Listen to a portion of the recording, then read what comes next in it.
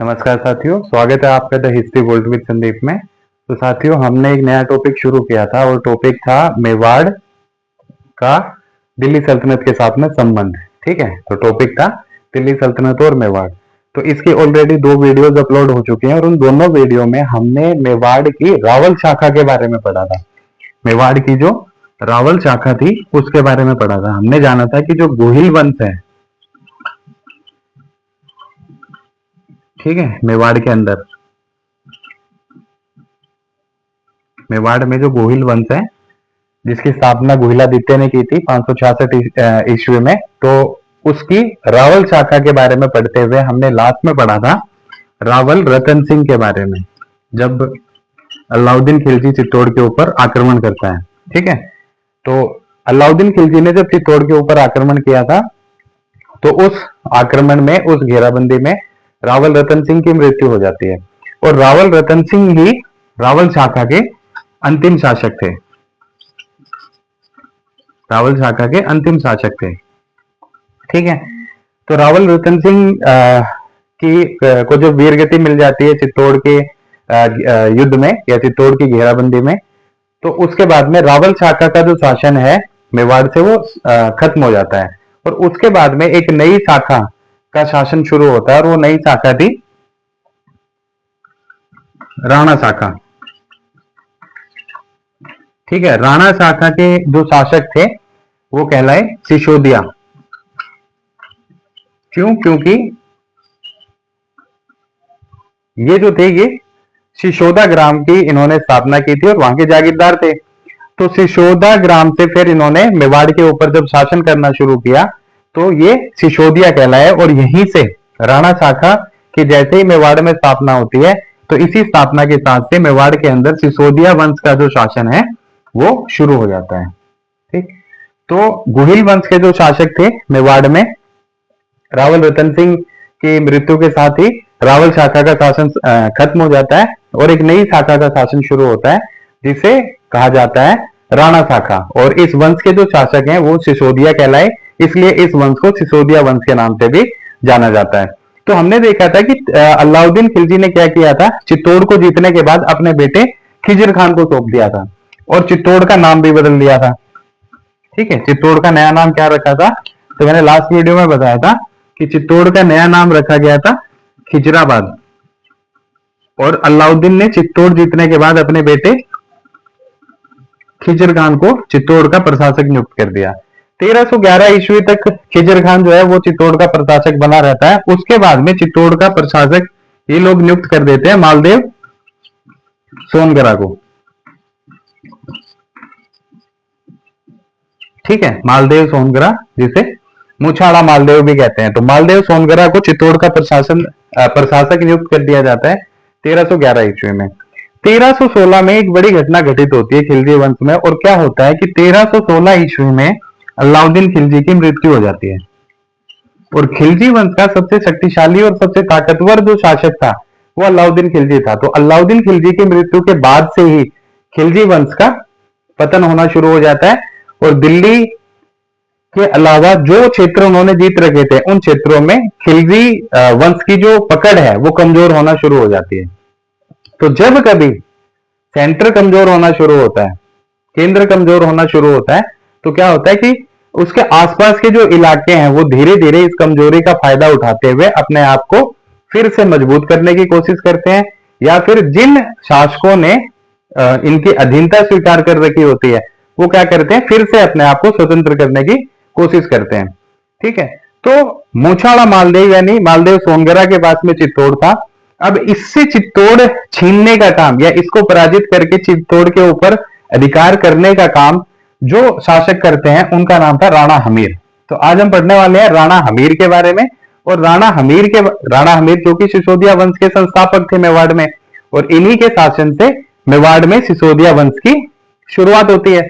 तो इनके बारे में पढ़ेंगे, साथ ही हम लोग ये जानेंगे कि इनके बाद में कौन कौन से मेवाड़ के शासक बनते हैं और उसके बाद हम राणा सांगा के बारे में जानेंगे। तो राणा सांगा के बारे में जानेंगे, लगभग 1528 ईस्वी तक इनका शासन था। तो हम जानते हैं कि दिल्ली सल्तनत की अगर बात करें तो 1526 में एक बड़ा बदलाव होता है हिंदुस्तान की राजनीति में वो बड़ा बदलाव क्या था कि दिल्ली सल्तनत को जो है वो रिप्लेस कर दिया जाता है और एक नए वंश की शुरुआत होती है जिसे मुगल वंश कहा गया।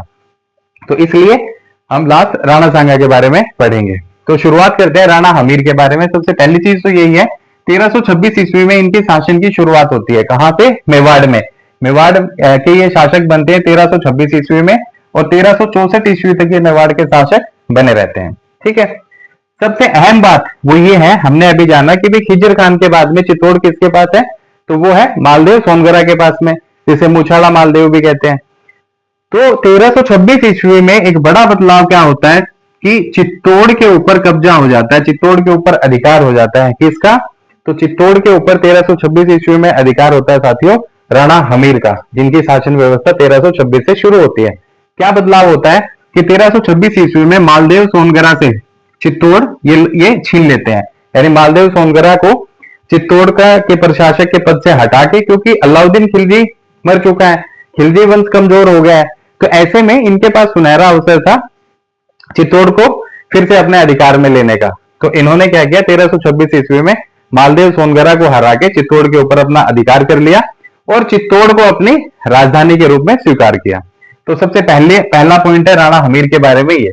दूसरी चीज ये कि मैंने अभी आपको बताया कि रावल रतन सिंह राणा शाखा के अंतिम शासक थे और उनकी उनकी वीरगति हो गई 1303 ईस्वी में, तो रावल शाखा का शासन खत्म हो गया और मेवाड़ में एक नई शाखा शासन करना शुरू करती है।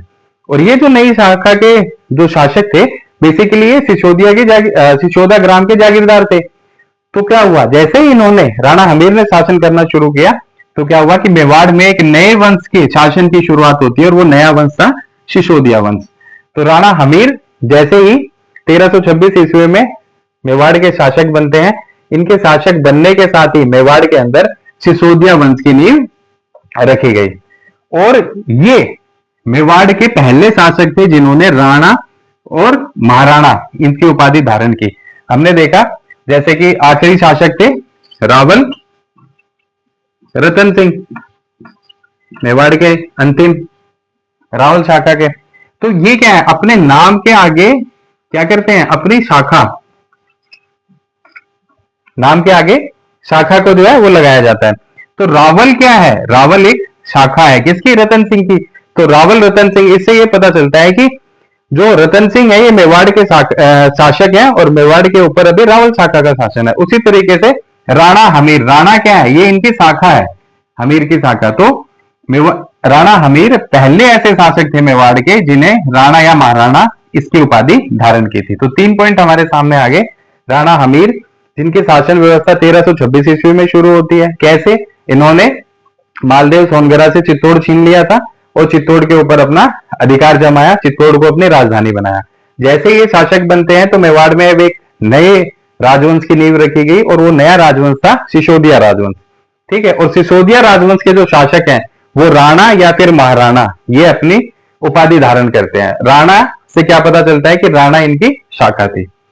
अब आगे देखते हैं, क्योंकि हम पढ़ रहे हैं दिल्ली सल्तनत के साथ इनके संबंध क्या थे। तो हमने जाना था कि दिल्ली के अंदर, दिल्ली सल्तनत में 1206 से लेके 1526 ईस्वी तक 5 राजवंशों ने शासन किया था और पांचों के बारे में मैंने स्टार्टिंग में जब हमने ये टॉपिक शुरू किया था तो एक इंट्रो दिया था कि सबसे पहले गुलाम वंश, गुलाम के बाद में खिलजी वंश और फिर खिलजी के बाद में तुगलक, फिर सिसोदिया और लास्ट में लोधी वंश। तो राणा हमीर का संघर्ष होता है किसके साथ में, तुगलक वंश के शासक मोहम्मद बिन तुगलक के साथ। ठीक है। और वो जो संघर्ष है वो 1336 ईस्वी में होता है और उस संघर्ष को या उस युद्ध को सिंगोली या संगोली के युद्ध के नाम से जाना जाता है। तो राणा हमीर का और दिल्ली सल्तनत के साथ संबंध क्या है कि भाई सिंगोली का या संगोली का युद्ध होता है 1336 ईस्वी में किस किस के बीच, मोहम्मद बिन तुगलक जो कि तुगलक वंश का शासक है और राणा हमीर जो कि मेवाड़ के शासक है। तो मेवाड़ के शासक और दिल्ली सल्तनत के शासक मोहम्मद बिन तुगलक के बीच में 1336 ईस्वी में एक युद्ध होता है जिसे संगोली का या सिंगोली का युद्ध के नाम से जाना जाता है। अब इस युद्ध में क्या हुआ, तो इस युद्ध में जो राणा हमीर हैं ये तुगलक वंश के मोहम्मद बिन तुगलक को हरा देते हैं और इसी के साथ में ये युद्ध जो है वो खत्म हो जाता है। तो एक अहम बात हमारे सामने ये आ गई कि राणा हमीर और तुगलक वंश के मोहम्मद बिन तुगलक के बीच में 1336 ईस्वी में संगोली या सिंगोली का युद्ध होता है, जिसमें राणा हमीर दिल्ली के सुल्तान मोहम्मद बिन तुगलक को हरा देते हैं या पराजित कर देते हैं। ठीक है, तो ये कुछ बातें हैं राणा हमीर के बारे में। इसके अलावा इन्हें मेवाड़ का उद्धारक भी कहा जाता है। इन्हें मेवाड़ का उद्धारक भी कहा जाता है, ये संज्ञा है। क्यों कहा जाता है? तो रावल शाखा के बाद में 1303 से लेके लगभग 1326 तक मेवाड़ के ऊपर अब किसी भी शासक का शासन नहीं है, बल्कि मेवाड़ क्या है, दिल्ली सल्तनत के अधीन है और दिल्ली सल्तनत ने अपना एक प्रशासक यहां बिठा रखा है। पहले वो प्रशासक खिजर खान था, जो कि अलाउद्दीन खिलजी का बेटा था, और खिजर खान 1311 में क्या करता है, मालदेव सोनगरा को चित्तौड़ का प्रशासन सौंप देता है, चित्तौड़ का प्रशासक बना देता है। तो चित्तौड़ के ऊपर 1326 तक किसका शासन रहा? मालदेव सोनगरा का। तो चित्तौड़ की मुक्ति इन्होंने करवाई, मालदेव सोनगरा से चित्तौड़ को छीन लिया और एक लंबे अरसे से, एक लंबे समय से 1303 से लगभग 26 तक देखा जाए तो एक लंबा अरसा है। इस लंबी अवधि के दौरान चित्तौड़ के ऊपर मेवाड़ के किसी भी गोहिल वंश का शासन नहीं है, सिसोदिया वंश का शासन नहीं है। तो ऐसे में मेवाड़ को मुक्त करवाने का काम किया, इसलिए राणा हमीर को मेवाड़ का उद्धारक भी कहा जाता है। ठीक है, किसे कहा जाता है मेवाड़ का उद्धारक? राणा हमीर को। संगोली का युद्ध कब हुआ था? 1336 ईस्वी में। किस किसके बीच में हुआ है? तो राणा हमीर और तुगलक वंश के शासक मोहम्मद बिन तुगलक के बीच में। रिजल्ट क्या निकला? राणा हमीर जीत जाते हैं। ठीक है, मेवाड़ के उस शासक का नाम बताइए जिसने सबसे पहले राणा या महाराणा की उपाधि धारण की थी, तो वो है राणा हमीर। ठीक है, चित्तौड़ को मालदेव सोनगरा से किसने छीना? राणा हमीर ने। कब छीना? 1326 ईस्वी में। तो ये छोटे छोटे सवाल हैं, इन पॉइंट से छोटे छोटे सवाल बना लेंगे और इसी से हमारा जो कंटेंट है वो मजबूत होता जाएगा। तो ये कुछ जानकारी राणा हमीर के बारे में थी। इसके अलावा राणा हमीर को विषम घाटी पंचानन भी कहा जाता है। विषम यानी विपरीत परिस्थितियों में शेर के समान, सिंह के समान व्यवहार करने वाला, यानी परिस्थितियां कितनी भी विपरीत हों, ठीक है, खराब से खराब परिस्थिति में भी अपने आप को संतुलित रखना, अपने आप को संतुलित रखना और रणनीतियां तैयार करना और शत्रु के ऊपर किसी भी समय आक्रमण करना, यानी किसी भी खराब से खराब परिस्थिति में हार ना मानना, हर परिस्थिति में एक जैसा व्यवहार करना।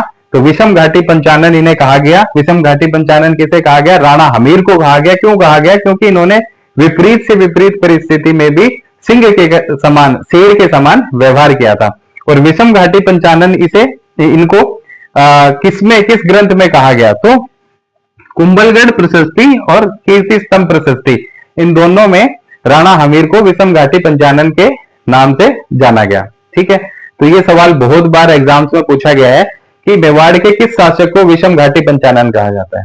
ठीक, तो मेवाड़ के राणा हमीर को विषम घाटी पंचानन कहा जाता है। विषम घाटी पंचानन क्यों कहा गया?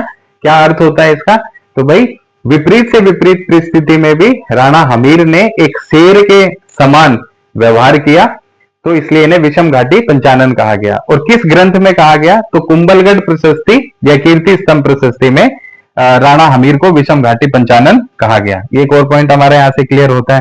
इसके अलावा महाराणा कुंभा ने एक ग्रंथ की रचना की थी जिसका नाम था रसिक प्रिया। बहुत सारे ग्रंथों की रचना की है वैसे, लेकिन रसिक प्रिया में क्या कहा गया? रसिक प्रिया में राणा हमीर को वीर राजा की संज्ञा दी गई। ठीक है, रसिक प्रिया किसका ग्रंथ है? तो रसिक प्रिया की रचना महाराणा कुंभा ने की थी और रसिक प्रिया में राणा हमीर को वीर राजा की उपाधि या वीर राजा की संज्ञा दी गई थी। ठीक, तो यह हमें थोड़ा सा याद रखना पड़ेगा। और सबसे बड़ी बात यह है कि चित्तौड़ राणा हमीर के समय राजधानी थी मेवाड़ वंश की। साथ ही इन्होंने चित्तौड़ में अन्नपूर्णा माता का मंदिर का निर्माण भी करवाया था। तो अन्नपूर्ण माता मंदिर जो है वो किसके शासन काल में बनता है चित्तौड़ में या मेवाड़ में?